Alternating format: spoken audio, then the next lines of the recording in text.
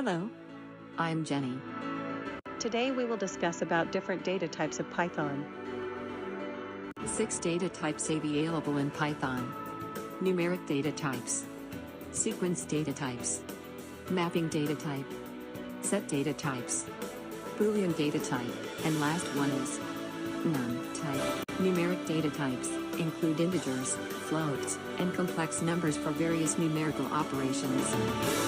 Sequence data types include strings, lists, and tuples for ordered collections of items.